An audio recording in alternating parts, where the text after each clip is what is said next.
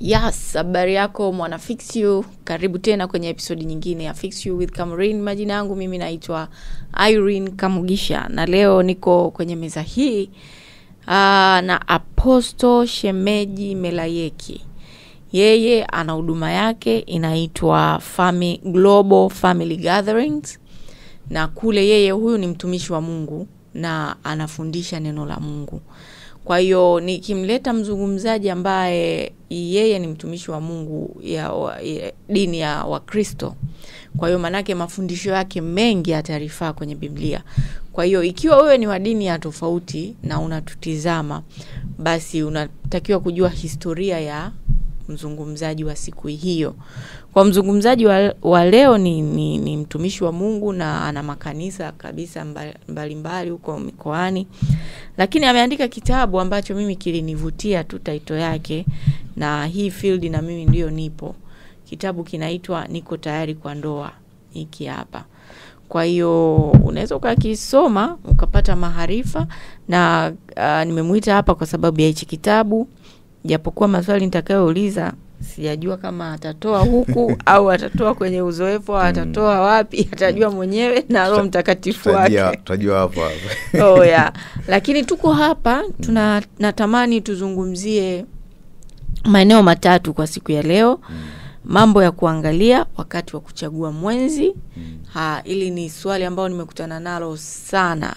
Vijana wanauliza, sasa mimi niangalie nini? Sasa inakuwaje? Inafanyaje? Sasa hapa angalau tupate mawili matatu kutoka kwa Apostle Shemeji. Lakini pia natamani niulize atuambie maswali ya msingi sana ambayo wewe kama mke mtarajiwa au mume mtarajiwa wa mtu unapaswa kujiuliza. Lakini pia maswali ya msingi ya kuuliza pale ambapo unaanza kujuana na mtu ambaye unatarajia awe mume au awe mke wako. Kwa hiyo maswali ya msingi ya kuuliza. Namuuliza haya maswali kwa sababu pia ni mchungaji. Kwa hiyo ina maana anazungumza pia na vijana katika eneo la mahusiano. Kwa hiyo atakuwa anajua kwamba nini wanaulizaga mara kwa mara. Naamini hili swali halikosi. Hii issue haikosi. Lakini swala jingine, panapo muda kuturuhusu, basi tutazungumza majukumu katika ndoa. Tupo kwenye kizazi ambacho mwanamke amewezeshwa na ameweza kweli kweli. Mwanamke huyo ni kama mimi hapa. Mwanamke huyo anaweza akawa dada yako, anaweza akawa nani. Lakini mwanamke huyo akiwa mkeo na wewe hujawezeshwa kuishi na mwanamke aliyewezeshwa, ili swala la majukumu litasumbua kwenye ndoa, lazima litasumbua. Kwa sababu kuna mkanganyiko hapo unatokea. Kwa hiyo nahitaji pia kusikia mawazo ya Apostle Shemeji kwenye eneo hilo. Karibu sana Apostle. Nashukuru sana. Karibu, hii ni Fix You. Thank you so much. Na nakupatia nafasi ujitambulishe, labda kuna vitu mimi unavifanya sijaweza kuvitamka kwa habari ya hapa. Kwa hiyo unaweza ukatuambia alafu twende moja kwa moja kwenye kilichotuleta. Kwanza kabisa nashukuru sana kupata nafasi ya kufika leo Fix You. Na mimi kutakuwa na watu watakuwa fixed. Kuna mazingira yatakuwa fixed na tutakaa vizuri tu. Yes. Ni kweli mimi naitwa Shemeji Melayeki. Wengine wanapenda kuongeza Apostle Shemeji Melayeki. Shemeji ni jina langu haswa, sio shemeji wake na host. Na nalipenda jina langu. Ina historia yake.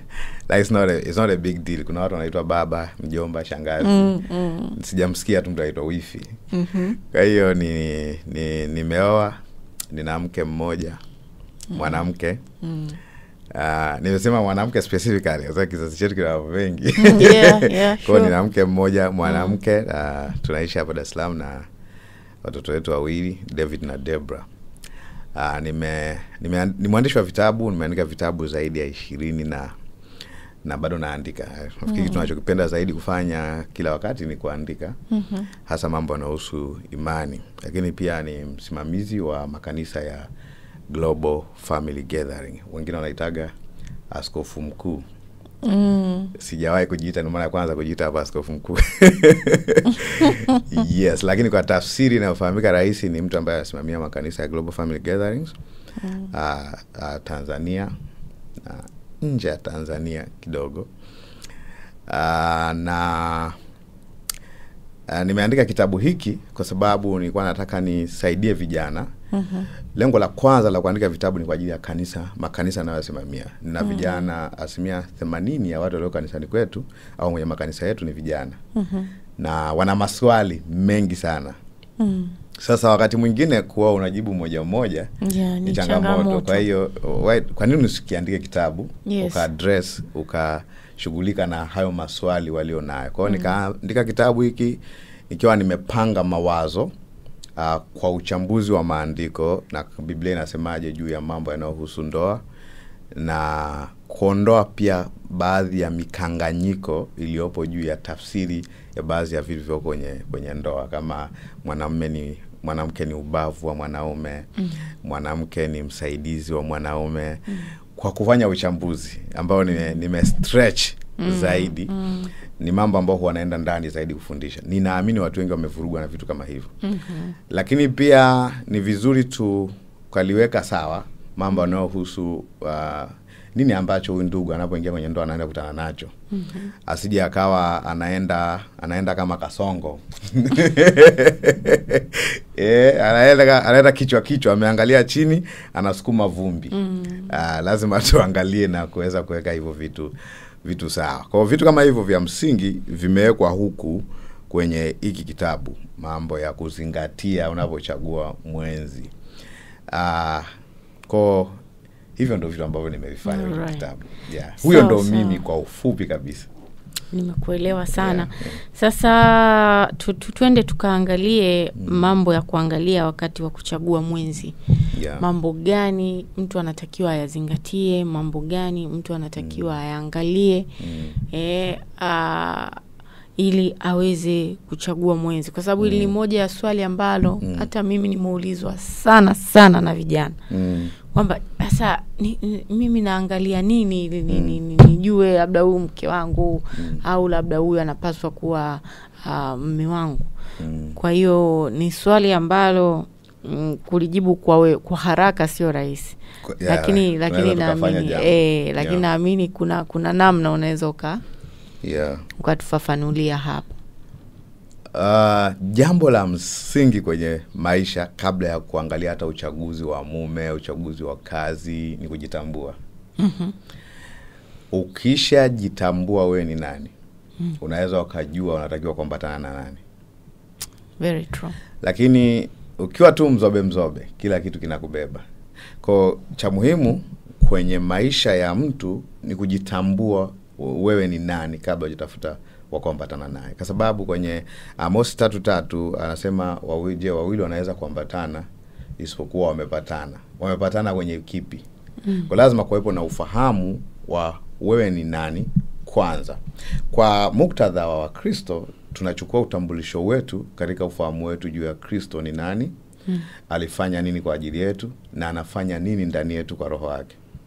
Ya kwamba tunaamini ya kwamba mimi nimemwamini Yesu Kristo, kwa mimi ni muamini, mimi ni mwana wa Mungu, na utambulisho wangu na uchukua kule. Kwa siko kwenye confused identity, siko kwenye mazingira ya utambulisho uliovurugwa. Sijijui mimi ni nani. Na ninajua nataka kufanya nini kwa ajili ya maisha yangu, kwa maana maisha yangu ya kawaida na maisha yangu ya huduma au utendaji wote au kwenye jamii yangu. Mtu ambaye anajifahamu mara nyingi hujua anataka nani. Lakini mtu ambaye hajifahamu hana choice. Liwalo na liwe si hatari, chochote kitakachotokea kwangu shwari. Kwa mtu ambaye yuko hana direction, hana choices. Mtu ambaye hana mwelekeo wa maisha, hana uchaguzi. Kwa mfano, kijana akimwambia binti au binti akamwambia kijana, tukioana tutaenda kuishi wapi? Vyovyote tu. Kwenye maisha yako unataka kufikia wapi, kwenye mambo kadha wa kadha, mambo ya kifedha, mambo ya familia iweje, mambo ya labda huduma iweje. Hapa nasema ni vile utakavyoona tu. Wewe ni kimeo. Yule anatakiwa kwanza mchungaji wake amshughulikie, au wazazi wake wamshughulikie, jamii yake imshughulikie, ajitambue kuliko uchukue mzigo ambao wewe mwenyewe utauweza. Kwa ni vizuri kwanza mtu tuanze na mtu akijitambua. Kwa muktadha wa Biblia ni vizuri mtu aangalie kwanza ukuaji wake wa kiroho. Unaona Sawa. Usije ukaanza kumfiksi mtu ambaye bado hajafiksiwa. Kabisa. Unaona ukuaji wake wa kiroho ni mchanga. Unaona?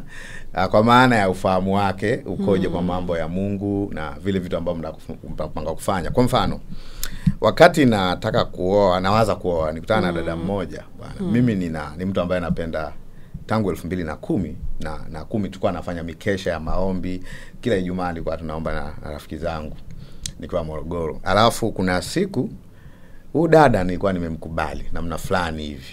Alafu nikamwambia, sasa hivi unaonaje ya maisha yangu? Unajua mimi church boy, kila Ijumaa lazima unikute kwenye mkesha. Akasema mimi I don't really care.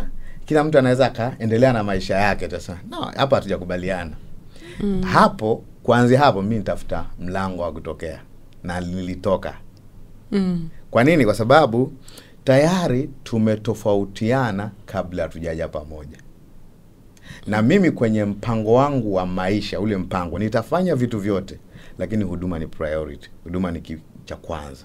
Alafu umemchagua mtu ambaye tayari hicho kitu kwake ni kitu cha sio priority. Haishiki moyo wake. Yaani ni kwa ukisali fresh, usiposali poa. Umeona tayari? Kuna hii hapa ni changamoto. Hii ngoma itanilipukia pale mbele. Pale ambapo unaanza kuwa strong, unakosekana kwenye unakuwa unaenda kwenye mikesha mara kwa mara. Utasikia tu mtu anaanza kutuliza. Wewe umewaka kiroho, alafu umechukua fire extinguisher. Umechukua zima moto. Unasikia tu mtu anaanza kukuambia unajua sisi ambao tuko kwenye ndoa, kuna wanawake wanaweza usiongee sauti ya juu.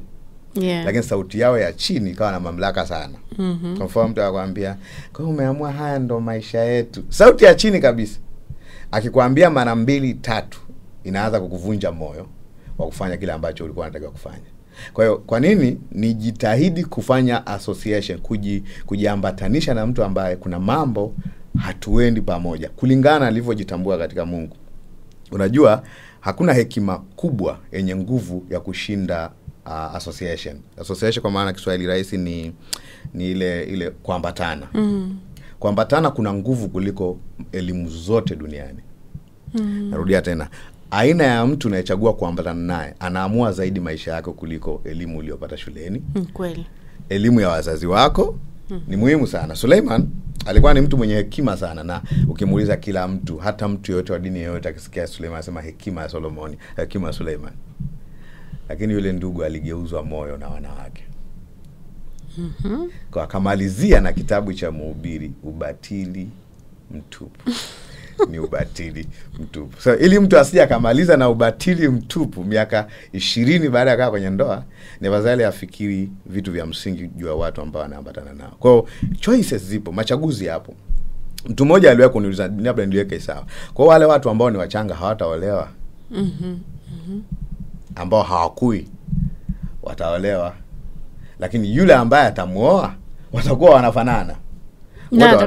Wote watakuwa, yani kwa sababu ndio maana akasema hivi, kujitambua kunaamua ujue nani amekuwa. Kwa sababu kwa watoto, mtoto aliyemzidi kidogo anamuona amekuwa. Msiko unaelewa Kwa hiyo kuna ile compatibility, ule kukubaliana katika ufahamu, kuendana asante sana. Kule kuendana ni matokeo ya watu wawili wanapokaribiana. Ndio wanaoamua kama tunaendana au hatuendani. Umeona? Kwa hilo la msingi sana. Kama ikiwa huyu ni Mkristo ambaye amefunzwa na yeye anajua vipimo vya ukuaji wa kiroho, anaweza akajua huyu hajakuwa kiroho. Kwa hiyo huyu hapa apewe muda mchungaji wake amtengeneze, kama wachungaji wanafanya kazi zao ipasavyo. Namba 2, ni vizuri akaangalia tu maadili ya kawaida. Maadili ya kawaida. Maadili ya kawaida. Mtu ana behave vipi mbele ya marafiki zake? Mbele ya rafiki zako, mbele ya wazazi wake. Mtu anamkoromea mama yake, mama yako pia atamkoromea.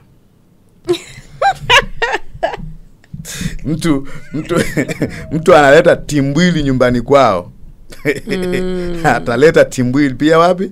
Nyumbani kwako. Utaangalia values, ile misimamo yake ya kawaida, misimamo juu ya fedha, misimamo juu ya maisha, kwa sababu yatakuathiri tu kwa namna moja au nyingine. Kwa kama utakubali kuendana naye, unakubali nimechukua bomu la Hiroshima na Nagasaki nimeliweka ndani. Unaona? Kwa ni vizuri mtu kufanya nini? Kufikiria angalau yale ile mitizamo ya kawaida, muangalie attitude yake. Ndio maana shida ni kwamba kwa nini vijana wengi sasa huwa hawapiki hivyo vitu, ni kwa sababu wakikutana kwenye hiyo wanaitaga dating, au ile tu kufahamiana, hawaulizi maswali ya msingi. Yani hayo tunabidi tuyajue. Binti anamuuliza kijana, unanipenda? Unanipenda kweli? Umenipendea nini? Sasa kama umependa jino lako lilopasuka nitafanyaje? Ukiwaambia tena inakuwa timbwili. Lakini kuna maswali ambayo ni vizuri watu wakaulizana. Tuzae watoto wangapi? Unajua kuna watu wengine washtukizwa tu. Ni mambo ambayo ni vizuri wajadili. Lakini pia ni vizuri kuuliza kama je, huyo mtu anataka watoto, kwa sababu kuna watu wengine. Hii jamii sasa hivi na mambo mengi. Kwa sababu watu wanaweza wakakaa kwenye ndoa na wasipate watoto. In fact, hata kuuliza tu vipi nisipopata mtoto. Umesikia hilo swali? Vipi nisipopata mtoto? Kwa sababu sio kila mtu ambaye amejaribisha kwanza mambo ya ngono kabla ya kuingia kwenye ndoa. Kwa hiyo kuuliza vipi nisipopata watoto, hayatakiwa pia yajibiwe. Kwa sababu sio formula. Unaona kuna watu wengi tasa na wagumba ambao hawana watoto. Vipi nisipopata mtoto? Yani hapo ndo itaishia hapo. Najua hii ngoma urafiki wa mashaka. Ngoma haiendi. Kwa lazima waulizane waulizane maswali yanayojikita kwenye maeneo hayo. Vipi tutaishi wapi? Kuna watu wengine wako flexible. Kuna mtu amesema mimi sipendi hali ya hewa ya baridi. Kwa kama wewe una focus kuishi Mbinga au una focus kuishi Makete, mimi hapana. Mimi napenda joto. Labda na changamoto zangu zingine za kiafya. Wewe unakomaa, mimi lazima nikae Dar es Salaam. Na huyu mtu kwanza hawezi joto, namba 2 hawezi AC. Umeona? Kwa kuna vitu kama hivyo ambavyo vya kuangalia. Mtu mwingine anapenda kuinvest kwenye kilimo. Dar es Salaam sio choice kubwa. Unaona? Kwa hivi vitu vinatakiwa vikae mezani, watu wajadili kabisa na kuweka wazi. Watoto, idadi ya watoto, masuala ya kifedha yatakuaje? Mnaona mtainvest kwenye nini? Okay, huduma mtafanyeje kama Wakristo? Hiyo ni kitu cha msingi sana, kwa sababu baada ya kila kitu kuisha, vipi utumishi wetu kwa Mungu? Utumishi wetu utakuwa unafanyeje? Wakati mwingine ni vizuri watu wakajiuliza, kwa mfano, watu wakutana madhehebu mawili tofauti. Sisi tutakuwa tunasali wapi? Kati ya timbwili sasa hivi lilopo ni watu wa madhehebu mawili kuoana, alafu huyu ana baba wake wa kiroho hapo Shemeji, na wewe una baba wake wa kiroho mtume nani? Mtume fulani. Kwa hiyo tunakutana pale, kila mtu anataka tuende. Yaani kwenye meshaingia kwenye ndoa. Kule unasimamia idara. Na huyu pia anasimamia idara kwa aposto mwingine. Alafu mnaanza kutifuana pale. Twende huku. Mimi hapa nasimamia fedha, mimi mwenye kitu wa ujenzi huko. Fujo zinaanza kule. Kumbe haya mambo yangejadiliwa mapema kabisa. Kati ya mambo ambayo tuliyajadili mimi na mke wangu Neema, tulipata muda wa kuongelea hilo kabisa, kwa sababu tulijikuta kwanza tumetokea sehemu mbili tofauti. Kumbe shida sio kwamba tu dini tofauti, labda huyu Mkristo au Muislamu. Kumbe shida pia inaweza ikawa hata kwa madhehebu. Mimi na babangu wa kiroho na huyo babangu wa kiroho. Naona au mimi ni EAGT, wewe ni TAG, FPCT, hizo inatokea. Roman, Lutheran, Anglikana, hizo zinaletaga shida pia. Basi mimi nilidhani kwa vile wote wa Kristo. No, shida ni kubwa sana. Haiwezi kuwa shida. Hasa kwenye kizazi hiki ambapo kuna zaidi ubaba wa kiroho. Ambao kuna mtu akiwa na baba yake ya kiroho ni kama vile amejiungamanisha pale. Au wengine wanavyotumia neno madhabahu yetu. Mtu amekaa kwenye madhabahu yake na mwingine madhabahu yake, kila mtu anajua huyu madhabahu ndio inatiki kuliko hii. Kwa ni vitu ambavyo ni vizuri wakaviongea kinagaubaga. Kinagaubaga maana yake waweke vitu wazi.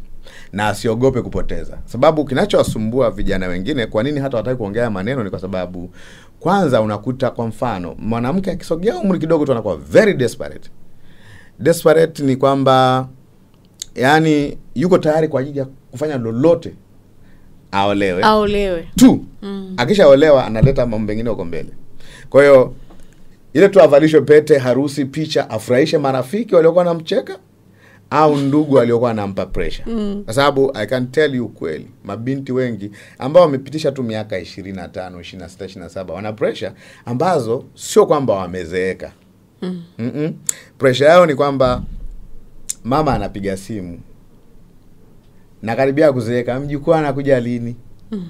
Kwa unakuta mtu yale maswali ambayo alikuwa anajiuliza kwa ajili ya kutaka kujiandaa kwa ajili ya kuolewa au kuoa, hajamaliza kuyachanganua, lakini tayari kuna pressure.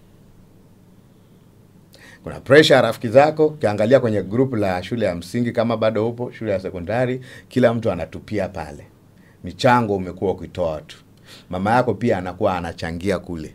Kwa mama yako anasema mimi naendelea kuchangia tu watoto wa mtu mwingine. Na wazazi wangejua hili lingewasaidia. Kwamba hiki kitu hakitaki kuwa artificial, hakitaki kupushiwa. Unajua ninaambiaga vijana kanisani, itafika hatua tu kwenye kuoa, inafika hatua anasemaga damu imezunguka imefika penyewe. Ambapo mtu haelewi chochote zaidi ya kuoa au kuolewa. Mazingira ambayo tayari mtu ameshaamua asema mimi hamna kitu kingine kilichobaki. Nahitaji tu mtu wa kuishi naye.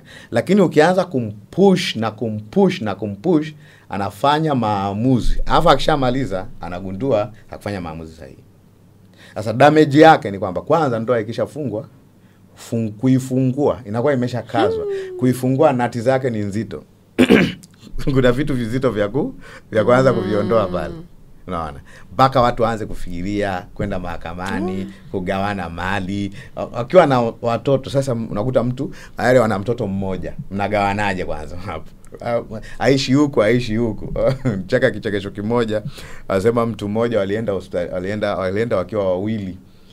Wakiwa na watoto watatu kwenda kudai talaka. Sasa tunagawanaje watoto? Anasema sasa wako watatu hatuwezi kugawana. Wasema ngoja twende tutarudi. Waliporudi wakapata mapacha kwa watano. Kugawana tena inaanza kuwa ngumu. Kwa it is better kabisa watu watulie, waongee, wajadili, wapange vitu vya kutosha kabisa. Wajiulize mpaka harusi yao iweje. Pamoja na kwamba harusi ni jambo la kijamii, lakini wao watengeneze picha wanayoitaka. Wakiweza kuinfluence, wakiweza kushawishi ndugu zao iwe kama wanavyotaka, itakuwa vyema zaidi. Yes. Unakuta mtu ana struggle, ana chumba kimoja na godoro liko chini, lakini anataka kufanya sherehe ya milioni 50 ambao watu wanywe, watu wabebe wali kwenye mashati. Watoto wa Swahili wabebe wali kwenye mashati. Vitu kama hivyo. Kwa hiyo unagundua vitu kama hivyo viongelewe. Hata tu honeymoon tutaspendi wapi? Tutakaa nyumbani. Sasa kwenye Biblia honeymoon ilikuwa inafanyika nyumbani kwa culture, kwa utamaduni wa Kiyahudi. Wakaambia unakaa nyumbani mwaka mmoja na mke wako. Kwa utamaduni wetu sasa hivi kidogo inaweza ikawa ngumu. Kukaa mwaka mmoja bila kufanya kazi, unaweza ukafa njaa. Kama kazi zenyewe ni za asubuhi kuja jioni. Mwaka mmoja itakuwa ni ngumu zaidi. Kwa ni vizuri watu wakayajadili na haya mambo. Kila kitu ambacho kitahusu utendaji wa kila kitu kila siku wa maisha wayazungumze. Yes. Kwa hiyo mambo ya nitasali huku na kule, mimi hiyo ndo bado iko kichwani kwangu. Hiyo inasumbua kwa sababu sasa hivi udhehebu wenyewe una nguvu sasa hivi pia. Sana. Kuliko zamani. Yeah. Sasa hivi mtu akuulizi tu wewe ni Mkristo, anakuuliza unasali wapi? Kwa nani? Kwa hiyo haya ni maamuzi ya msingi ambayo ni vizuri, ni mambo ya msingi ambayo ni vizuri kuyacheki. Hata tu utamaduni wa kikabila ni vizuri tu kufahamu hiki kinafanyikaje kwenu. Yeah. Kama sehemu wanapokea, kwa mfano nyumbani kwenu wanapokea mahari 2,000,000, alafu mimi nauza genge. Hebu tuongee hiyo tunaiwekaje? Hebu tuongee tunaiwekaje? Kwa hakuna kitu ambacho mnatakiwa muongee as much as you can. Yaani mjadili almost everything. Usisubiri, watu wasisubiri mpaka mambo yanatokea kule katikati ndio vikao vinafanyika.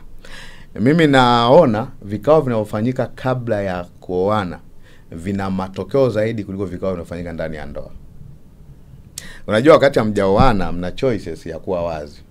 Lakini watu wakishaingia kwenye ndoa, changamoto ya kwanza naonaga changamoto ya watu wengi hata kumfundisha tu mke wake au mume wake kitu ni changamoto.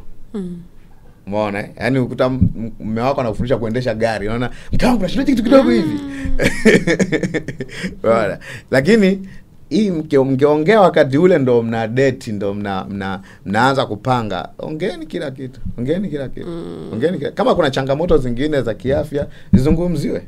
Daktari amekwambia una changamoto fulani, sema pale. Kama mtu yuko tayari kwenda na wewe, aende. Sio unaenda unafika kule ndani unamwambia daktari aliniambia mimi sidhani kama nitapata mtoto. Ndio mko mwaka wa kwanza mmeanza kuzunguka. Daktari aliniambiaga sidhani kama utapata mtoto. Ndio namwambia tayari mmeingia kwenye ndoa. Unaona mambo yamebadilika, vitu vinaanza kwenda vuruvalala.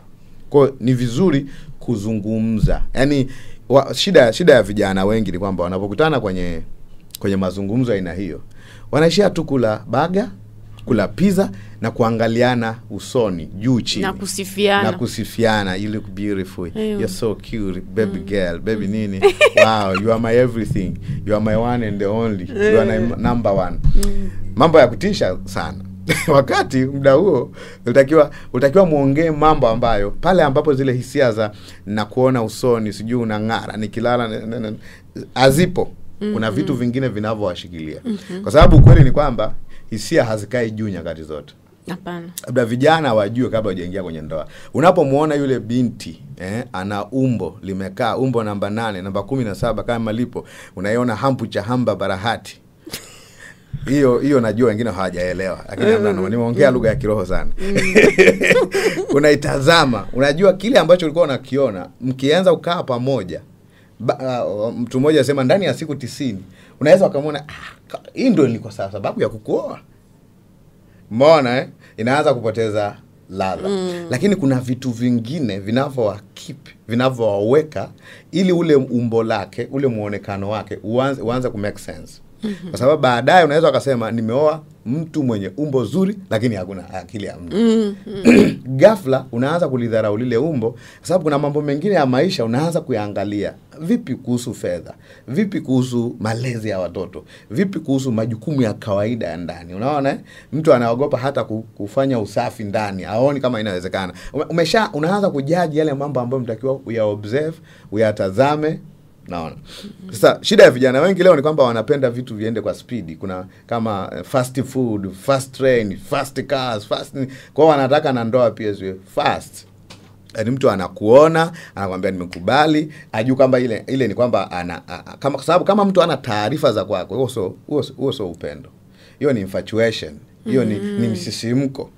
Vipi ukagundua ya kwamba huyu mtu huwa akikasirika anarusha ngumi? Umeona? Lakini umeangalia tu ule mhemko mwanzo pale, wasema wow. Inatakiwa wow kwanza ife, alafu anze kuangalia mambo mengine ya msingi. Ambao nasema hivi, ndoa actually inatunzwa na hivyo vitu. Hisia zinakuja na kuondoka. Hisia unaweza ukasababisha zije au zikaondoka kwa mazingira mlionayo. Lakini vipi kuhusu vitu vya msingi? Ambavyo mmevijadili. Kwa hivyo vitu lazima kwanza viwekwe sawa kabla hivi vitu vingine habani. Vipi, kwa nini umenipenda? Yaani nikikuona nasikia kama maini yangu inacheza. Itaacha kucheza. Kiingia ndani inaacha kucheza ile kitu. Unagundua sasa unagundua huko nje kuna wengine wanaweza kuchezesha maini. Oh yeah. Sasa hiyo tofiki muhimu sana nayo. Lakini kwa leo naomba nisiende huko mara. Sawa. Natamani nijue labda ni kijana natutazama. Yes. Tumeongelea mambo ya kuongelea yeye na mwenzake. Yes. Lakini vipi mimi nijiulize nini? Maswali ambayo napaswa kujiuliza. Yeah. Endapo mimi labda ningependa niwe mke wa mtu au mume wa mtu. Mimi kama mimi. Before mtu aje kuni approach au namna gani. Lakini mimi nikae mkao gani? Nijiulize nini, nifanyeje? Yeah. Kwanza ndoa sio mahali ya kwenda kuponea. Tasema taratibu ili ingie. when you say Kiingereza, marriage is not a place to build the broken. It's not a place to build the broken. Ni mahali ambapo mtu ameshakuwa tayari, anahitaji mtu wa kushare naye upendo. Sio mahali ya kwenda kutafuta upendo. Hiyo ndio kosa ambalo watu wanatafuta. Wanafanya. Wanafikiria ndoa ni mahali ambapo baada ya kuvurugwa unaenda kutafuta pumziko. Ndoa ni muunganiko wa watu wawili waliokamilika ambao wako tayari kushare ukamilifu wao kwa mtu mwingine. Ndoa inafanya kazi vizuri ikiwa haina matarajio ya kwenda kupata, ikiwa na sababu ya kwenda kutoa. Kwa sababu upendo ni sacrifice. Ni kujidhabihu, ni kumtazama mwingine. Ni kama mimi baada ya kwamba najiona nimekamilika, nimepanga maisha yangu, nahitaji mtu wa kushirikishana maisha yangu. Ikitoka kwa pande zote mbili, watu hao wote ni mwanamke aliyekamilika, ni mwanaume aliyekamilika. Ana maisha yake, ana vitu vyake, ana mtazamo wake, ana direction yake. Wanapokutana wanakuja kushare life. Nitasema taratibu. Kwa hatukimbilii kwenye ndoa ili tukapate ahueni ya maisha. Unaenda kushare maisha na mtu mwingine. Unaenda kushare maisha. Kwa unatakiwa wewe mwenyewe uwe na maisha. Uwe umeshajikubali, uwe tayari una utulivu. Then unaenda kutana na mtu pia ambaye ameshajikubali, hayuko broken. Hatafuti kwenda kupona kwenye ndoa. Yuko ya kama ana changamoto ameshapona, anakuja anakutana na mtu mwingine. Kwa sababu kitu kinachosumbuaga mahusiano ya aina yoyote ni pale ambapo mtu anakaa kama kitenzi kipokeaji.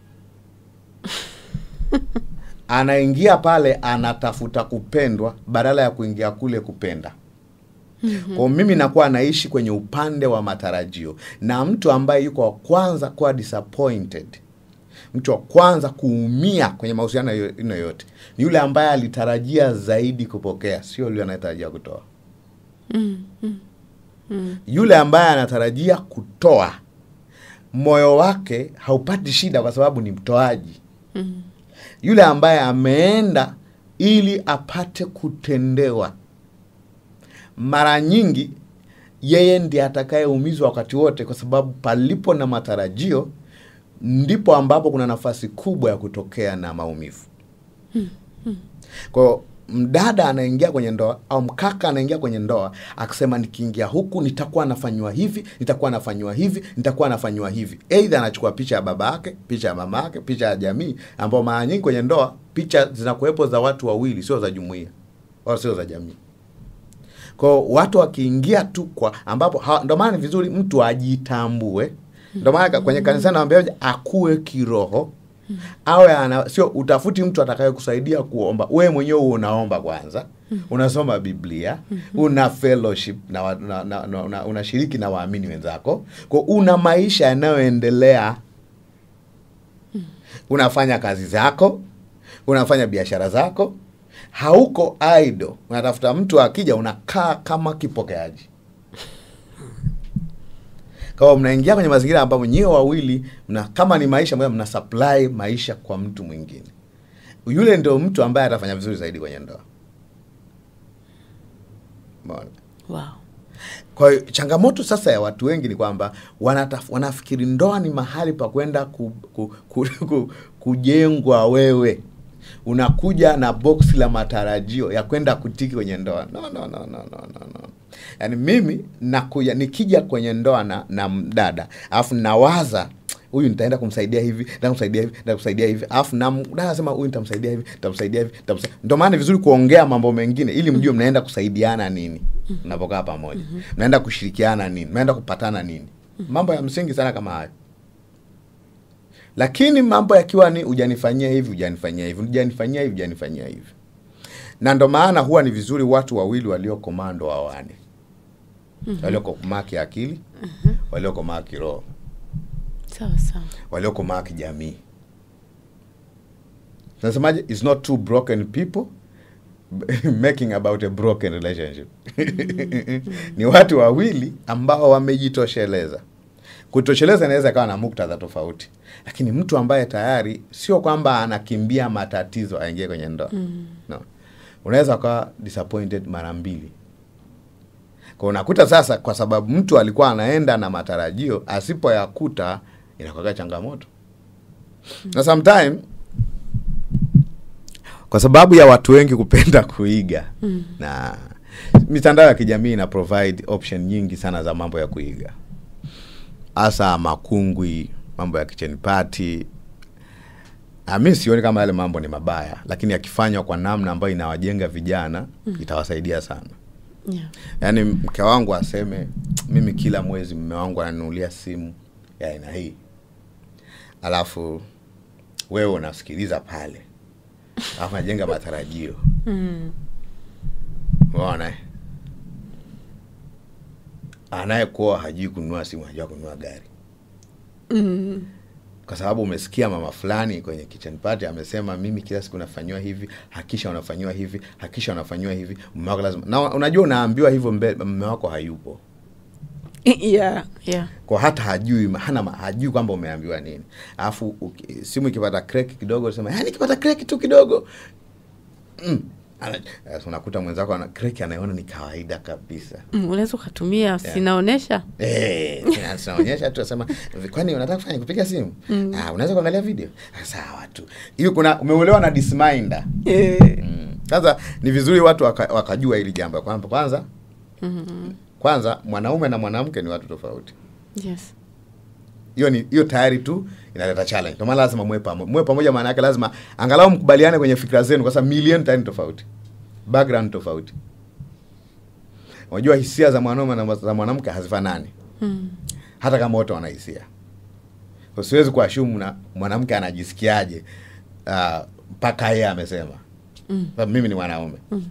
Na yeye hataki kuashumu mpaka mimi nimemwambia.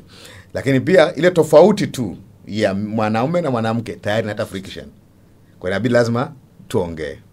Kwa maana mawasiliano ni jambo la msingi sana kwenye mahusiano aina yoyote. Alafu la pili, tumetoka kwenye familia mbili tofauti. Yaani wewe mimi nitoka kwenye familia ya Molel, wewe unatoka kwenye familia ya Mrema. Malezi tofauti kabisa. Tayari hiyo ni friction. Kwa lazima mje pamoja, mkutane, tunajengaje vitu vyetu. Wakati naoa, mke wangu alikuwa anashangaa na kujaji nyumbani saa 4. Kumbe culture ya kwao saa 12, saa 2 mwishoni watu washaingia nyumbani. Mimi kitenzi kingine bwana. Mtoto wa Kimasai. Tunaimba mpaka usiku saa 7 tunaingia nyumbani. Unakuja unaendeleza hiyo. Anasema wewe ni mtu gani? Kwa hiyo inabidi tuongee sasa, hii hapa ni nini? Anasema what is the best practice? Kwa mimi kuja saa 2 na kuja saa 6, kipi ambacho jambo bora zaidi napaswa kufanyika? So we talk, anasema kwa sababu ya watoto wakiwa hawakuoni unachelewa. Unaona mazungumzo anasema yeah, that makes sense. Let's do it. Mimi kwa saa 2 nitakuwa nimefika nyumbani. Nikichelewa, this is question about we discuss. Kwa nini umechelewa? Kutakuwa na changamoto mahali. Inaonekana kuna changamoto, ndio maana. Umeona mazingira kama hayo, kwa sababu tayari kuna zile tofauti. Lakini mbali na kuwa na tofauti ya watu wawili wanaoana, wanaofunga ndoa, pia kuna tofauti ya ndoa moja na ndoa nyingine. Yaani tu kwamba mke wangu na mwanamke mwingine ni tofauti, ila muunganiko wetu tu ni tofauti na muunganiko mwingine. Ndio maana kitu ambacho kinatesa wanandoa wengi kwenye mitandao ya ulimwenguni, comparing and competition. Kufananisha na kushindana. Yeah. Na changamoto ni kwamba kwenye mitandao ya kijamii hakuna mtu anayeposti matatizo yake. Asante. Kwa hatujui nyie mnapitia changamoto gani. Watu wanaweza wakawa hawajasalimiana, wamekuja kwenye kamera, sasa akasema that's wonderful. Au hata walali chumba kimoja karibia mwaka. Lakini zinawekwa pale. Yeah. Kwa ni vitu ambavyo vinatakiwa tuwe very genuine sisi wawili. Ndio maana ndoa inatakiwa iwe watu wawili. Ni jambo la effect kijamii, lakini ili ilete matokeo mazuri kwenye jamii, nyewe wawili ndio mnatakiwa mpatane. Jamii inakuwa inakulaga moshi tu wa moto unaoungua ndani, au upate harufu inayotoka ndani. Kwa either mnachoma kule ndani wataona moshi, au pale mnaunganisha vitu vizuri, maspice mnaweka wataona nini? Aroma inayojitokeza, harufu inayojitokeza. Yes. Kwa wao ndo watakiwa kufaidi hicho. Kwa hao watu wakiamua kuwa pamoja na kwamba wako tayari kukilinda hiki kitu pamoja, hilo tu mtazamo ukiingia, tayari mtu anajua mimi naingia kwenye hichi kitu, sisi ni tofauti. Kwa sababu umeuliza ajione vipi kabla hajaingia kule ndani. Kwanza auwe ubinafsi kabisa. Kwamba kitendo cha kwamba mimi ni mwanaume na yeye ni mwanamke, lazima kuna mambo tofautiana. Kwa lazima nisikilize zaidi. Auwe ubinafsi. Sababu pakiwepo tu binafsi, natarajia kufanywa hivi na hivi na hivi na hivi, inaanza kuleta shida immediately. Day one mnaoingia. Hujanitendea vizuri. Hujafanya hivi vizuri. Vitu kama hivyo ni vya msingi sana. Kwa hiyo ni mtu ambaye amekomaa. Utajuaje amekomaa? Angalia namna ambapo anajidhabihu kwa ajili ya watu wengine. Mimi nafikiria, naambiaga hata vijana, angalia tu mtu anafanya kanisani. Mtu ambaye mkipiga tu mguu pande, mguu sawa, tushiriki neema, mwisho wa ibada anakimbia, hamsalimii mtu yote, mtu yuko ana maisha yake peke yake. Mtu hatari sana huyo. Lakini unaona ni mtu ambaye anawajibika kwenye jumuiya. Kazini yuko selfish kwa peke yake. Huyo hatakiwa akuzwe kwanza, awe asocialize kwanza. Hasalimii mtu yoyote. Anambia una changamoto gani? Kama ana changamoto apone hiyo. Unaona? Kwa mtu anatakiwa apone kwenye eneo la asiwe mtu binafsi. Ndoa, huwa nasema ndoa inapima vitu viwili. Ndoa inapima uvumilivu wako kwa mtu mwingine. Unaona? Kumbuka, huyu ni mtu ambaye mkorofishana asubuhi, mkutane na jioni. Uvumilivu wako. Lakini napima kama unapenda kweli. Kwa sababu ni rahisi mtu kusema I just feel like I love people. Ngoja ukae na mtu chumbani. Mkorofishane. Unaweza kusamehe. Kwa sababu kinachofanya watu wengi wasisamehe ni kiburi cha kujihesabia haki. Nimetendewa mimi. Yani kabisa. Ni mimi. Ni umimi ndio unaoleta shida, kutokusameheana. Kwa hiyo unagundua kwamba hii ni taasisi ambayo wanaingia watu tofauti, waliotoka sehemu tofauti, waliolelewa tofauti, waliozaliwa mida tofauti, wanakuja kukutana pamoja. Kwa kuna kuvunjika kwingi. Nina sehemu yangu natakiwa nivunje, mke wangu anatakiwa sehemu ya ivunje, ili tukutane pamoja, tutengeneze bond ya pamoja. Kuna kiburi natakiwa kuacha, kuna kiburi natakiwa kuacha. Kuna mambo ambayo natakiwa niyavumilie au niache hata kama niliyazoea. Nizoea kuja saa 6 usiku nyumbani, nipunguze nije saa 2 usiku. Umeona? Nizoea kupiga kelele, nipunguze kupiga kelele kwa sababu kuna vitu ambavyo mimi nitavikata na kuna vitu atavikata. Hii tuje pamoja. Kwa je, kitu cha muhimu kwenye ndoa, niko tayari kutoa kiasi gani? Niko tayari kuvumilia kiasi gani? Niko tayari kupunguza kiasi gani? Ili kwamba nimkaribishe mwingine aweze kufit kwenye maisha yangu. Hilo swali litoke pia kwa upande mwingine. Wote tukutane kwenye mazingira ya kwamba niko tayari kupoteza kitu fulani kwa ajili yako. Kwa sababu upendo wa kweli unakufundisha kupoteza. Kwa maana jinsi Mungu aliupenda ulimwengu hata akamtoa mwanao wa pekee. Kwa Mungu anatufundisha upendo kwa yeye kutoa. Kwa definition ya upendo ni pale ambapo uko tayari kupoteza kiasi gani kwa ajili ya mwenzako.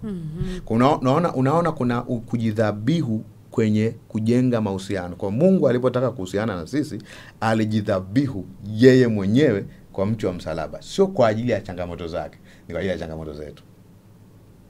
Kwa hiyo ni modo ambayo tayari Mungu anatupa. Kwamba jamani, mimi nimeenda mbali sana ili kuwapata. Kwa uko tayari kwenda umbali gani kwa ajili ya kumlinda mwenzako? Uko tayari kwenda umbali gani kwa ajili ya kuhakikisha kwamba kuna amani? Uko tayari kupoteza nini? Pamoja na kiburi chako, kujiona mwanaume au kujiona mwanamke wa shoka, uko umekuwa empowered, uko vizuri nini na nini. Uko tayari kuweka elimu yako pembeni, uko tayari kuweka heshima yako pembeni ulionayo nje ya familia, ili mje kukutana mahali ambapo mnakuwa na mutual relationship. Kwa hiyo mahusiano yoyote yanahitaji kupoteza, hata kama ni mahusiano ya rafiki na rafiki. lazima kuwepo na sacrifice, kujidhabihu. Utaamua muda ambao unatakiwa kulala, uko mahali unamsikiliza mtu. Lakini ukiwa mtu ambaye hapaswi kabisa kwenye mahusiano yote, ni mtu binafsi. Sio ndoa tu, hata mahusiano ya marafiki tu, mtu binafsi. Yule mtu ambao wako watatu kwa pamoja. Kiingereza wanaita hivi, me, I and myself. Yaani mimi peke yangu. Umimi hauwezi kujenga mahusiano aina yoyote.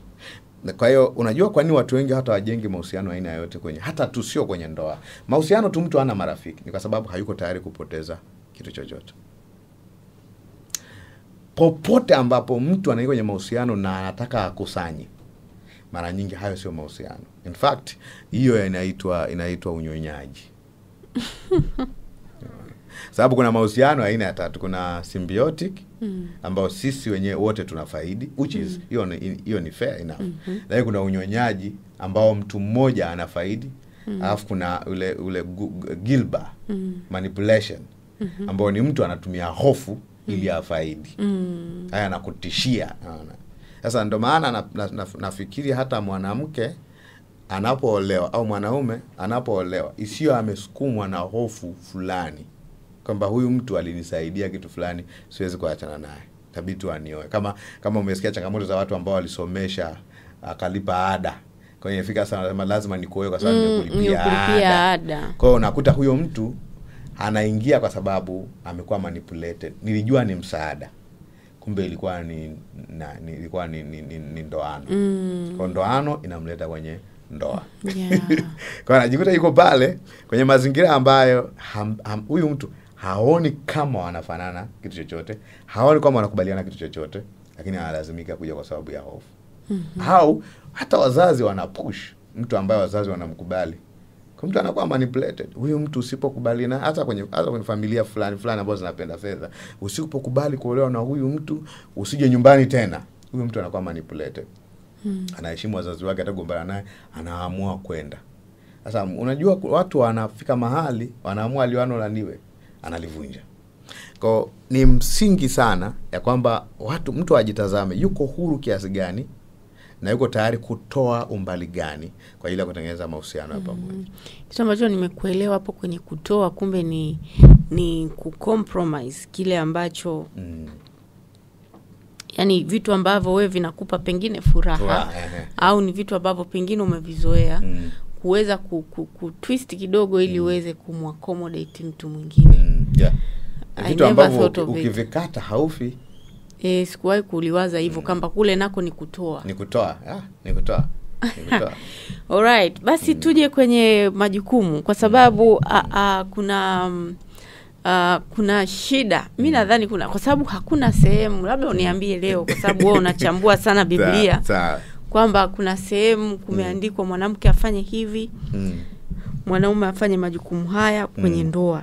Kwa hiyo tunajikuta swala la majukumu kwenye ndoa linaleta sintofahamu nyingi. Na swala, kwa sababu unajua kwenye majukumu kwenye ndoa kuna majukumu ambayo kwa bahati mbaya labda huwa tunaenda by default kwamba umezoea nyumbani mama anafanyaga hiki, baba anafanyaga hiki. Sasa unaingia kule unakuta pengine mna switch roles. Sijajua wewe mtazamo wako umekaa vipi kwenye majukumu katika ndoa? Actually kwenye kitabu sikuchambua vitu fulani kwamba mwanamke anatakiwa aoshe vyombo, mwanamume afanye nini, au yani hivyo mimi ndo avalishe nepi, huyo aogeshe. Sijaweka hayo mambo. Nitasema kwa nini sijaweka. Nani afanye shopping kwenda sokoni? Nani amlipe dada wa kazi? Yaani unajua hivyo ni vitu vidogo, lakini mnajikuta nani alipe kodi? Nani aweke mafuta kwenye gari? Ndio. Nani aweke mafuta kwenye gari? So mimi naweka, wewe unatumia tu. Yaani kuna namna, kuna tumajukumu tunaibuka. Sasa unajiuliza sasa huyu hata chombo ambacho ametumia nataka nimuoshe. Inaanziaga hapo. Kwa hiyo unakuta unamwangalia, unasema yani hata chombo ambacho okay fine. Kwa mfano umeenda kwenye sinki. Umekuta sink nimemaliza kuosha vyombo. Alafu nikaeka pale. Vyombo ni vimepangwa pako vizuri, pamefutwa, pasafi na nini, wewe ndio umemaliza kula. Sasa mimi natarajia ukimaliza kula uoshe na chombo. Ukikuta vile, yani sio kwamba yani osha si kimoja tu. Ni kimoja tu hapo kabisa. Kisuuze basi. Lafu sijui anaita unakuta kimewekwa pale. Okay. Sasa shida inaanziaga hapo kwenye vitu vidogo. Unakuta mwanamke ananuna we. Ujui sababu ni nini. Lakini kumbe ni anakuangalia tu vitu vidogo yani. Kitu kama kuokota socks kuweka kwenye chombo maalum ambacho tumeweka pale kwa ajili ya nguo chafu. Umeona? Lakini afu nyie ni wagonjwa kwenye hilo. Anavua anatupa pale. Sasa huyu anakuja. Anajuza. Unasema nyie ni wagonjwa kwanza, generalize. Ni kute ni ruke au niokote niweke. Hicho tu kwanza ameshakwazika tayari. Kwa hiyo anashindwa kukuambia. Ananuna. Kwanza nimegawa majukumu ya ndoa kwenye maeneo yafuatayo. Nasema kuna majukumu yanayohusu ngono. Sawa. Ambayo ni vizuri pia yaongelewe. Nayo yapo. Na ni kitu kikubwa kwenye ndoa, kwa maana ya majukumu yote ni mawasiliano. Na phases za ndoa hazifanani wakati wote. Nitaelezea baadaye. Alafu kuna malezi ya watoto. Alafu kuna huduma na kazi zingine. Ambazo hivi vyote vinaifanya maisha yaende smooth. Kinacholeta kwanza, kuna vitu vingine, kwa mfano kuosha, kuna vitu ambavyo ni biological. Ambavyo hatuwezi kushare kwa namna inavyofanana. So nataniaga na mke wangu miezi 9 yako hiyo. Huwa tunataniana. Lakini kuna mambo ambayo siwezi mke wangu hawezi kunihamishia mimba. Ni bebe miezi 9. Na hilo ni plain and simple, lakini ninapokuwa nimebeba aposto, wewe unakuwa wapi na unafanya nini? Hilo ndio la msingi. Ndio maana nasema mwanzo ni upendo, ni pale ambapo how much do you sacrifice kwa ajili ya kufanya vitu vingine. Kwa mfano mimi mke wangu tuweka utaratibu ya kwamba mke wangu asiende kliniki mwenyewe. Hakukuwa na force yoyote. Hayo ni mambo ambayo nimeona ni fair. Kujua kusikia daktari anasema vipi kwa ajili ya hali yake na hali ya mtoto. It's supposed to be that. Unless kuwepo na changamoto zingine ambayo yanajadilika. Sasa kwa mfano mtu ambaye anafanya kazi ambaye hawezi kutoka uwe muda wa mchana kwenda kliniki. Mtakuwa mnaenda usiku? Kliniki inakuwa imefungwa. Kwa kuna mambo ambayo ni mazingira ya watu. Nasema mwanzoni ndoa za watu hazifanani. Kwa kuna vitu nikipush watu wafanye kama kwenye ndoa yangu na crash ile ndoa nyingine. Kwa sababu mazingira yao hayaruhusu kufanya hivyo. Kwa mfano, mimi nioshe vyombo baada ya kula. In fact, kwa mimi nimezaliwa Masai, jikoni sikuwa naingia kabisa. Ni mpaka nimekuwa morani, nimekuwa mkubwa, nimeenda sekondari, nimeenda wapi, jikoni ni marufuku kwetu. Okay? Nilikuwa na uwezo wa kwenda jikoni baada ya ndoa, baada ya kuingia kwenye ndoa? Ndio nilikuwa na uwezo. Lakini tulikuwa na mfanyakazi ambaye anaosha vyombo. Ambayo ndo job description yake. Kwa nini nioshe vyombo wakati kuna mtu amepangwa kuosha vyombo? Umeona? Kwa kuna mazingira tu pakiwepo na upendo, kila kitu kinakuwa sahihi kwa wakati wake. Sawa. Umeona? Kwa hichi ndo maana baada ya kununa talk. Kama mke wako anauma, kwa nini usimsaidie kutandika kitanda? Au ndo mlala kitanda ambao kiko vulvara kwa sababu yeye ndo alikuwa atandike. Au hata kuweka neti. Au hata kumsaidia mtoto akijisaidia. Najua wanaume wengine itakuwa ina disturb kwa sababu amezaliwa kwenye mazingira utamaduni wengine haufanyi hivyo. Lakini ndoa ni upendo, ni pale ambapo unapoteza nini? Uko tayari kwenda umbali gani? Kwa kama kuna upendo, hakuna majukumu yatakao kuwa na shida. Umeona? Hakuna majukumu yatakuwa kuwa na shida. Kama mke wangu anateseka kwa jambo ambalo naliweza, kwa nini si cover up? Kama mimi nateseka kwa jambo ambalo yeye analiweza, kwa nini asilifanye? Unaona? Okay. tuzungumze mfano mambo ya hela. Kama wewe ndio maana nikasema lazima upendo uwepo. Ukiwepo binafsi, ngoma haiendi mahali popote. Yeah. Mimi nimepoteza kazi na niliajiriwa, tukawa tunapendana wote, tukaingia kwenye ndoa, kila mtu alikuwa na kazi yake. Nimepoteza, nimefukuzwa kazi, au watu walikuwa na lay off, shirika fulani limefungwa. Juzi tumeona si upepo wa Trump hapo ulipita. Sasa mtu yuko pale ana bahasha ya kaki, anaanza kuomba kazi. Maana yake nini sasa? Anapoteza wanaume wake? Hapana. Kwa sababu yeye ndo alikuwa anatoa big chunk ya chakula cha nyumbani, ya mafuta ya gari na nini. Umeona? Kwa hiyo haya tunaona tayari mazingira hayaathiriwi kwa sababu kuna sponge inaitwa upendo. Unanyonya kila mazingira. Sababu upendo haumwabuse mtu. Kwenye Wakorintho wa kwanza, Paulo anasemaje? Upendo hautafuti mambo yake, unayaangalia mambo ya mtu mwingine. Ina maana mimi na wewe, kwa maana ya hawa watu ambao kwenye ndoa, tunaangaliana sisi kwa sisi na kulindana. Hicho ndio kitu cha msingi sana. Shida ya jamii yetu kwamba tumefundishwa sana ubinafsi kuliko kufundishwa kuenenda katika upendo. Umeona? Kwa hiyo hatuwezi kupanga sasa nani apike ugali. Mkianza kupanga hayo mambo, mnaanza kupata shida. Asipofanya. Umeona? Asipofanya. Hujapika, ilikuwa ni zamu yako kupika ugali. Mapangana na zamu kabisa. No, kwa takiwa kuwepo na mazingira fulani ambao unagundua kinachofanya uamue hivyo unavyoamua ni upendo. Ukiniuliza kiini kikubwa cha ndoa, Mikwaruzano ni upendo. Ubinafsi. Alafu kinachoondoa upendo ni ubinafsi. Kwa upendo utadhihirika kabla ambavyo mtu anaua kile kitu kinachoitwa nini? Ubinafsi ndani yake. Hiyo ndo inatengeneza ground ambapo kila kitu kikiwekwa juu ya upendo kina make sense, kinakuwa na maana. Umeona? Kwa hiyo ndo kitu ambacho watu wengi wanashindwa. Na ni kwa sababu hicho kigezo cha upendo watu wengi hawafundishwi. Wanafundishwa tu, hakisha mume wako anafanya hivi, hakisha unao unafanya hivi. Hakisha unalala upande, hakisha unalala upande. Hakisha umevaa shangai, vitu vya ajabu kabisa. Kabisa. Kwa kunakuwa na vitu vingi vya aina hiyo. Wakati tunafunga ndoa na mke wangu, tuliamua kukaa tukasema jamani, kuna mambo mengi sana yanasemwa juu ya namna ndoa inapaswa kuwa, lakini sisi tunataka ndoa yetu iweje. Hiyo discussion ilitupa kuondoa vitu vingi ambavyo tuliambiwa kabla ya ndoa. Unajua, kwa mfano watu wakilala wanaambiwa lazima mwanamke uwe na shanga kuna mwanaume mwingine hicho kitu disgusting, inamdisturb kabisa. Kuna mtu mwingine kitu cha kawaida. Anambia lazima ulale bila hii nani, unaambia uko Makete ndugu yangu. Uko utakaushwa na baridi.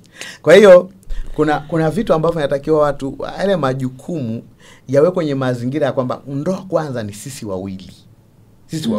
Wewe unaonaje nikifanya hivi? Haya ni mambo ambayo watu wanatakiwa kuongea hasa wanapojenga mahusiano. Wewe unaonaje nikifanya hivi? Usinune, communicate, wasiliana, sema wewe unaonaje nikifanya hivi? Na wote wawili wanatakiwa kubali kwamba mawasiliano ndio yanayojenga ule muunganiko ukae vizuri. Wewe unaonaje nikifanya hivi?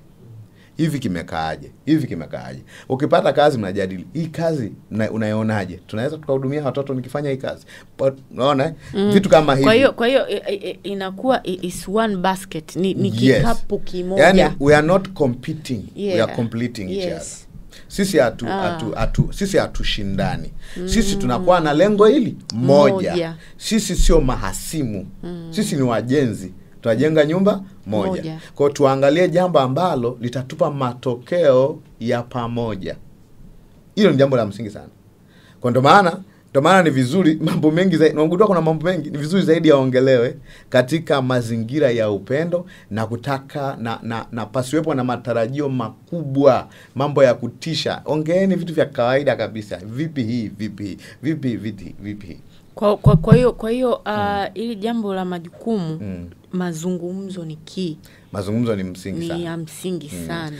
Nikienda kwenye familia ya mtu akuta mume anaosha vyombo, usicheke. Hiyo ni useme mke amemshika. Hayo ni mazingira yao. Hana mfanyakazi. Tena ngoja niulize kwa sababu mara nyingi wewe Masai. Yeah. Akija ndugu zako pale wa Kimasai. Kwa bahati mbaya tu akakukuta jikoni. Unaosha chombo au unakaanga kitu fulani. Hiyo lazima itadisturb. Kwamba huyu mwanamke amemfanyaje huyu to the extent anaenda that far. Lakini wewe huyo labda tuseme mtu huyo akiwa let's say ni mme wake yeye haina shida. Lakini akiwa ni ndugu yake ni shida. Si umenielewa? Kama wifi fulani kama wifi shemeji, lakini wifi yule mume wake akifanya hivyo ni romantic, tena ni romantic kabisa. Yani ni sahihi sana. Mungu amenisaidia ila akipita. Nataka nikulete kwenye jambo ambalo sikutarajia, lakini nadhani naomba niulize. Ili swala la ndugu kuingia yani kama hivyo, yani mtu umemkuta ni nyumbani kwake. Yes. Ni himaya yake. He can do anything. He can do anything. Kwamba anaweza akadeki, anaweza akanini, anaweza akanini. Ni utaratibu wao. Lakini sasa hivi kuna changamoto kubwa sana ya ndugu kutaka kudictate pace ya namna wanandoa wanavyoishi. Kwa hiyo unakuta sasa kwa bahati mbaya ndo sasa sijui ndo uchanga huo uko naongelea mwanaume hana say. Yani huyu mwanamke sasa out of ile inabidi ajidefend yeye. Lakini mwenzake fresh, yani fresh les affaires. Kwa hiyo unakuta mwanamke anaumia au unaweza ukakuta pia ni ndugu wa mwanamke. Wanamjaza mwenye anaela maskini ile anajaa. Kwa hiyo pressure sasa anayopata yule kaka sio ya chini. Kwa sasa sijajua wewe una mtazamo gani juu ya hili la ndugu ku pop in kwenye how far can they go? Waende mpaka wapi labda? Kwenye kile kitabu nimeandika namna ya kutatua migogoro. Jambo la kwanza kabisa ambalo la muhimu, hawa watu wawili, tuanze hawa watu wawili wawe tayari kulindana. Asante. Unajua tunalindana kwa nini? Sisi tunajilindana kwanza dhidi yetu sisi wenyewe. Sababu sisi wenyewe tunaweza tukavurugana. Kwa najilinda nisikuumize, unajilinda usiniumize. Hilo ni la kwanza. Jambo la pili, tunalinda na watu wengine. Ndugu kwa utamaduni wowote dunia nzima watataka kutest, unless wao wamekomaa wenyewe ndugu. Watataka kutest bond yenu. Kwa wataka kucheki kwamba nikitia mdomo naweza kumshawishi kaka au nikamshawishi dada. Kwa hiyo kitu kimoja tu ambacho kitawa put off wakigundua ninyi ni kitu kimoja. Yes. Unajua kwenye ulimwengu huu watu wakibaki wawili huwa wagombani. Third party, mtu wa tatu ndio sumu ya mahusiano. Ugundua mahusiano amevunjika, huwa kuna jambo limetokea nje, sio watu wawili. Yaani dunia hii ungekuwa wewe na mume wako tu, ungekuwa na amani sana. Lakini ni lazima tujue kabisa, na wanandoa waambiane na wanaoingia kwenye ndoa, mtu wa kwanza wa kumlinda mwenzi wake zidi ya ni kujilinda zidi yako wewe mwenyewe, usimuathiri, usimuharibu. Na mtu wa pili ni watu wa nje. Watu wa nje wenye uwezo zaidi wa kuharibu sio watu wa mbali, ni ndugu. Watu wa nyumbani. Kaka, dada, wifi, shemeji, shangazi. Wale watu wakianza kushika control knobs, wakianza kushika sehemu ambazo wanagundua wakitwist sauti inabadilika, watatwist forever.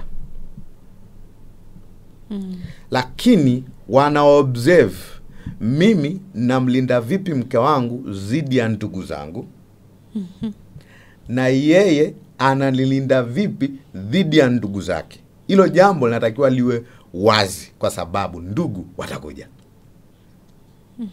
Lakini ukisimama hivi ya kwamba usivuke hapa, that's best. Lakini hao watu wawili wanakutaka kubali ya kwamba jamani, huyu mtu nimemchagua kuishi naye miaka mingi ijayo. Pengine 60, 50, 60, 70. Nimeishi miaka yangu 30 au 20 peke yangu. Alafu sasa nakuchukua mtu wa kuishi naye mpaka nitakapokufa. This is a very important person. Actually, huyu mtu ni muhimu kuliko hata watoto. Japokuwa watu wengine wanaweza wasielewe. Exactly. You are right. Huyu mtu ni muhimu kuliko hata watoto. Kwa sababu watoto wangu pamoja na kwamba nawapenda sana, David atakuja kuwa na mke wake. Deborah atakuja kuwa na mume wake. Alafu tutaendelea kubaki wewe na yeye. Kwa kila mara ukirudi na kutafakari namna hiyo, unagundua huyu ndo mtu ambaye ni partner wa maisha yako. Mama yako ana mume wake. Asante. Baba yako ana mke wake. Oh yeah. Na hivi kwa hiyo tayari kitendo cha kukuruhusu maana yake amewachilia moyo wako na ukabidhi kwa mwanaume mwingine. Mama amekuwa, familia hii wamekuachia kwa kwa mwanamke mwingine ambaye sio mama yako na mwanaume ambaye sio baba yako. Wanatakiwa kubali ya kwamba hawa watu watakuwa na maisha yako hao.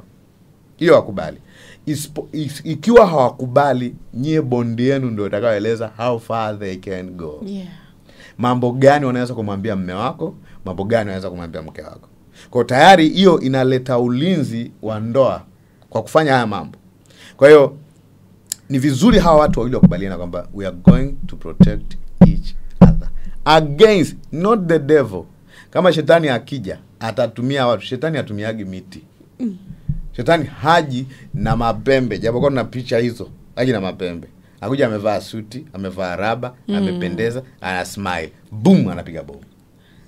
Linaacha familia limeyumba. But that's very important. Kwa hiyo inabidi waweke yani mtu akijaribu kwa sababu tutumie neno, natumia lugha hii, masengenyo. Akijaribu kusengenya juu ya mume wako, namna unavyo tolerate masengenyo hayo, namna unapovumilia, wanavyosema hivi ndugu yuko sawa kweli, the moment ukibadilisha uso namna hii, ukaweka uso wa gumegume, imeisha. Sio gumegume, nipata Kiswahili halisi. Ukikaza unasema naomba hayo mambo yaache ya kwetu. Wanajua this is very serious. Yes. Ndugu wanakuwa na heshima kiwango cha PhD. Lakini mara nyingi ni watu wana entertain. Unaenda kusanya maoni kwa mama. Unaanza kusanya maoni kwa baba, kwa ndugu, kwa shangazi. Yale maoni yatakuona vizuri sana. Kwa ni vizuri watu watu wawili wakishalindana, hiyo ni ushindi mkubwa sana kwenye mahusiano. Can we protect each other? Kwa nini? Kwa sababu unajua hata kama utaolewa na mtu aina fulani, ndugu atakuwa na opinions tu. Obvious. Utaoa mtu fulani, atakuwa na opinion. Angalia dada ameweka nywele, ameziweka hivi, kwa sababu wao hawana hizo nywele. Unaona? Yaani anapenda kuvaa vitenge. Yaani anakuwa na sababu tu. Yaani watu mtu akitaka kutoa kasoro, atakutoa hata kasoro ya uzuri wako. Kwa ni vizuri kufanya nini? Kujua ya kwamba unajua kama mimi ni rafiki yako, alafu ghafla. Kwa sababu kwa mfano mtu akiniambia watu walikusema leo. Unajua mimi sitawalaumu wale watu. Wewe uliowasikiliza. Kwa nini walikuwa na ujasiri wa kusema mbele yako? Maana yake wewe sio mtetezi. Kama wanaweza kunisema mbele yako, wanajua wewe sio loyal, wewe sio mwaminifu kwangu, wewe hauko upande wangu. Kwa nini mpaka wakaanza kuchora ramani? Kwa sababu watu wakitaka kumsema labda rais wa Jamhuri ya Muungano wa Tanzania, wanakuza wewe sio salama. Kwa sababu anakucheki nafasi yako na yule. Unaona? Kwa hiyo hawasemi mpaka wamekuiba kwanza, umeonyesha signs, umeonyesha alama ya kwamba, ishara ya kwamba wewe unaweza kuwa kinyume naye. Huyu sio kila kitu kwako. Huyu sio mtu wa muhimu. Kuna ishara tu umeonyesha. Kuna mambo 2-3 umeonyesha ambao wanapata ujasiri wa kusema hivi mke wako ana shida gani? Hivi mume wako ana shida gani? Kwa ni vizuri uweke mipaka. Weka mipaka kabisa. Umbali gani ndugu anaweza wakaja kwenye mambo ya ndoa yenu? Nitakwambia ukweli. Ndoa nyingi zimevunjwa na ndugu. Nyingi zimevunjwa na ndugu. Noma sana. Yeah. Ndoa nyingi zimevunjwa na ndugu. Ndugu amefanya manuva za ajabu sana. Kwa nini? Kwa sababu tuliwapa nafasi. Yeah. Kama nilivyosema mwanzoni, anayeharibu mahusiano mengi hasa ndoa ni mtu wa tatu. In fact, hata mahusiano ya kawaida tu. Nikiona tu wewe huniheshimu tena. Issue ni kwamba kuna mtu watatu. Jana tumekuja studio tukaongea vizuri. Ungeniaga vizuri. Kesho tukikutana, there is a way unavyonichukulia. Kuna mtu watatu. Na huyo mtu watatu ulimsikiliza. Jana ulikuwa unaniheshimu, leo uniheshimu. Mtu watatu. Kwa lazima tujilinde na nani? Na mtu watatu. Alright. Na nimeandika kwenye hicho kitabu pia kuelezea athari za mtu watatu. Mtu watatu ni noma. Mtu watatu marafiki watakuja baadaye, lakini ndugu ni chachu. Huwezi kuwakwepa kwa sababu is part and parcel of you. Hawa ni watu ambao unaona kila siku. Kwa hiyo hawa ni msimamo tu. Yaani kama wajue ya kwamba hiki kitu umeamua. Yaani mpaka muende pale kwa mchungaji, mwanze kusaini yale madocument. Huyu ni mtu ambao umekubali kuishi naye. Huyu mtu ambaye umekubali kuishi naye. Mtoto wa watu ameacha kuchagua wanaume wengine kule, amekuja kukaa na wewe. Ameacha kuchagua wanawake wengine pale, rundo kubwa lilokuwa linamfuatilia, amekuja kukaa na wewe. Worth considering. Sacrifice. Sawa. Alright, nakushukuru sana Apostle Shemeji kwa busara hizo. Yaani umefix sawa. Unajua huwezi kufix kitu kilicho sawa. Lazima kiwe kiko broken. Alafu ndo unakirudisha kinakuwa sawa, na ndo maana ya fix you.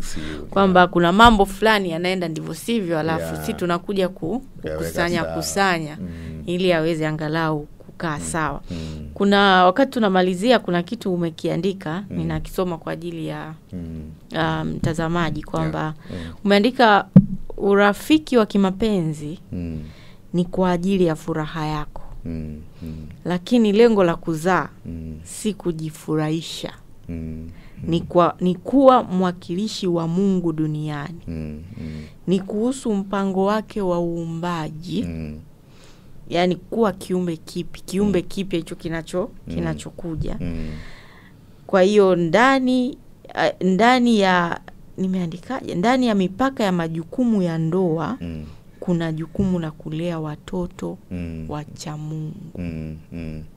Watu wengi hili walinani. Sitaki alidadavue. Mimi nimelisoma tu, nimelipenda. Yaani na utaki nizungumzie.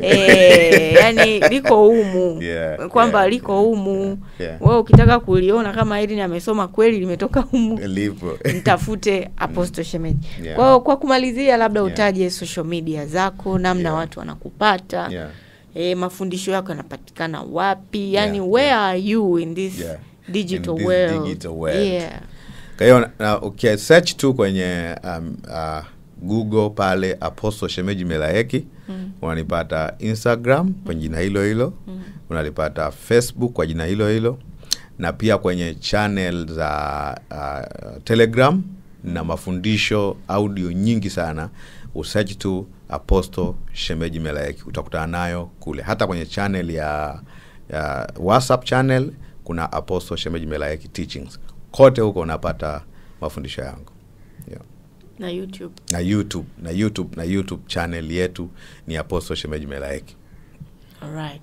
So huyo ni Apostle Shemeji Melaeki. Kama hivyo, yani wewe ukimtafuta tu, ukimgoogle unampata kote. Kwa maana hana majina tofauti kwenye social media. Alright, nakushukuru sana wewe ambao umekaa na sisi kwa muda toka tunaanza mpaka tunamaliza. Natamani nione mawazo yako kwenye comments. Umeelewa nini? Unawaza nini?